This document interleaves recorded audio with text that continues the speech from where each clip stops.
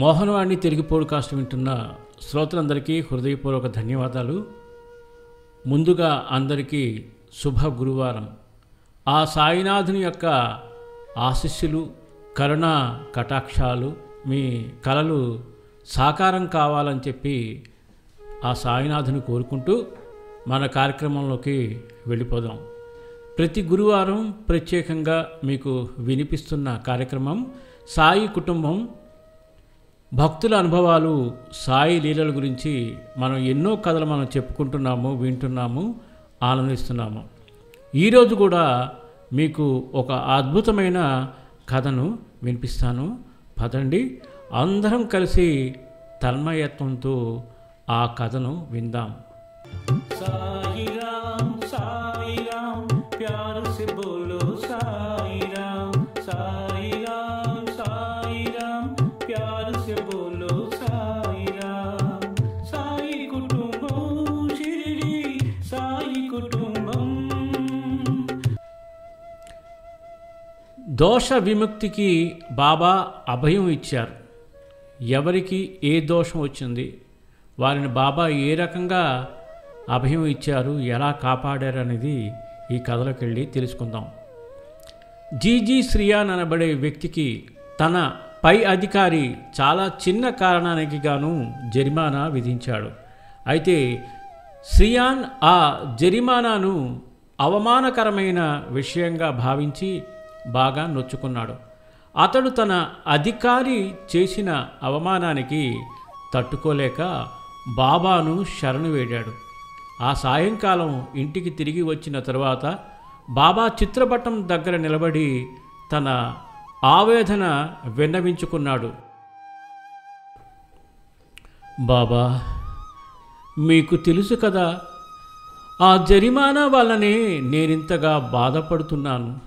బాబా, ఆ మాత్రం డబ్బు పోతున్నందుకు కాదు నేను బాధపడేది, అన్యాయంగా నాకు జరిమానా విధించడాన్ని తట్టుకోలేకపోతున్నాను. కనుక బాబా, మీరే కలిగించుకుని నాకు న్యాయం జరిగేలా చూడవలసి ఉంది. ఆ రోజు రాత్రి అతడికి ఒక కల వచ్చింది. బాబా అతడిని ఓదారుస్తున్నారు. నేను అభయం ఇస్తున్నాను, నీకు అంటుకున్న దోషం నేను పోగొడతాను అంటున్నారు. అలాంటి కల వచ్చిన మరునాటి ఉదయం శ్రియాన్కు తెలిసిందేమిటంటే, ఏ అధికారి తనకు జరిమానా విధించాడో అతడే దాన్ని వెనక్కు తీసుకున్నాడని, ఎటువంటి విన్నపం లేకుండానే అది జరిగిందని తెలిసింది. అయితే దీనికి బదులు ఇంకొకటి జరిగింది. శ్రియాన్కు తెలిసిన ఒక జూనియర్ ఆఫీసర్పై అదే నేరం ఆరోపించారు. అప్పుడు ఆ జూనియర్ ఆఫీసర్ కూడా శ్రియాన్ బాటలోని బాబాను వేడుకొని తన తప్పేమీ లేదని విన్నవించుకున్నాడు. అదే రోజు రాత్రి బాబా అతడికి కలలో కనబడి 73 రోజుల్లో అతడికి కూడా విముక్తి లభిస్తుందని అభయం ఇచ్చారు. ఆ ధైర్యంతో అతడు తన మీద చేసిన ఆరోపణ తీసివేయమని ఏ రకమైన విజ్ఞప్తిని సమర్పించలేదు. కొన్నాళ్లకు అతడి కంటే సీనియర్ ఉద్యోగి ఒకరు ఈ వ్యవహారాన్ని సరిచేస్తానని చెప్పి ముందుకొచ్చాడు. సరిగ్గా 7వ రోజున ఇది జరిగింది. ఇక అప్పటి నుండి ఆ విషయం అనేక మలుపులు తిరిగి సరిగ్గా బాబా చెప్పినట్లుగా 73వ రోజున చివరి పరిష్కారం లభించింది. జరిమానా కూడా రద్దు చేయబడింది. చాలా సంవత్సరాల క్రిందటనే శ్రియాన్ అతని స్నేహితుడు ఒక విషయంలో ఒప్పందానికి వచ్చారు. ఏమిటంటే, శ్రియాన్ కూతుర్ని స్నేహితుడు కొడుక్కిచ్చి పెద్దయ్యాక పెళ్లి చేయాలని ఈ ఒప్పందం జరిగింది 1924లో. అయితే శ్రియాన్ కూతురుకు పెళ్లి ఈడు రాగానే స్నేహితుడు మనస్సు మార్చుకున్నాడు. ఒప్పందానికి తూట్లు పొడిచాడు. కారణం ఏమిటంటే, కొడుకు అప్పుడే మెట్రిక్యులేషన్ పాస్ అయి కాలేజీలో చేరాడని, కాలేజీలో చదువుతున్న అబ్బాయికి ఎక్కువ కట్నం కావాలని అతడి ఆశ. ఒప్పందంలో కట్నం విషయం రాలేదు కాబట్టి ఇప్పుడు పెళ్ళే వద్దని అతడి వాదన. ఇంకా తన కొడుక్కి పెద్ద కట్నం ఇచ్చే అమ్మాయి కోసం ఆ స్నేహితుడు చూస్తున్నాడు. ఈ వ్యవహారం శ్రియాన్ని బాగా ఇబ్బంది పెట్టింది. బాబాను ప్రార్థించి తగిన పరిష్కారం చెయ్యమని వేడుకున్నాడు. బాబా కలలో కనబడ్డారు.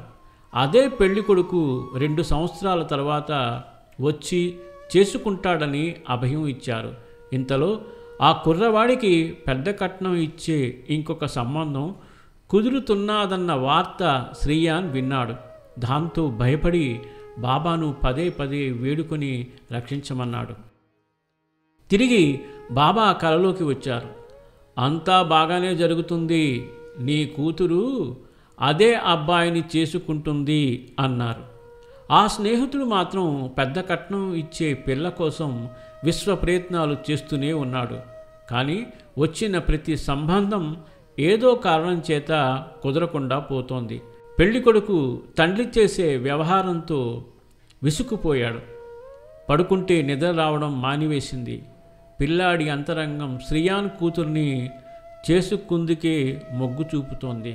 దాంతో వారి 2 కుటుంబాల మధ్య పూర్వం కుదిరిన ఒప్పందమే తిరిగి మొగ్గ తొడిగింది. బాబా చెప్పినట్లుగానే 2 సంవత్సరాల్లో ఆ పిల్లలిద్దరికీ వివాహం జరిగింది. ఇది doctor AG Munshi Shri Sai Baba the perfect master అనే గ్రంథం నుండి గ్రహించబడింది. అద్భుతమైన కథ. బాబాని నమ్ముకున్న వారికి నమ్ముకున్నంత తప్పకుండా బాబా మనల్ని, మన కోరికల్ని కాపాడుతూ ఉంటాడు. అందుకే బాబాను ప్రతినిత్యం ధ్యానిద్దాం, స్మరిద్దాం, బాబా నామస్మరణ చేద్దాం. ఈ కథని ఎక్కువ మందికి చేరవేసేటట్లుగా షేర్ చేయండి. అలాగే కథ విన్నారు కాబట్టి తప్పకుండా ఒక లైక్ చేయండి. అలాగే మీ విలువైన కామెంట్ చేయండి. మళ్ళీ వచ్చే వారం ఇదే సమయానికి మరొక అద్భుతమైన సాయి లీలతో కూడిన కథతో మీ ముందుకు వస్తాను. అంతవరకు ఓం సాయిరామ్, ఓం సాయిరామ్, ఓం సాయిరామ్. సర్వే జనా సుఖినో భవంతు. ధన్యవాదాలు. సాయిరామ్ సాయిరామ్ ప్యార్ సే బోలో సాయిరామ్, సాయిరామ్ సాయిరామ్ ప్యార్ సే బోలో సాయిరామ్. సాయి కుటుంబం షిరిడి సాయి కుటుంబం. మోహనవాణి తెలుగు పోడ్కాస్ట్ ఛానల్ని లైక్, షేర్, సబ్స్క్రైబ్ చేయండి. ప్రక్కనున్న గంటను మ్రోగించండి.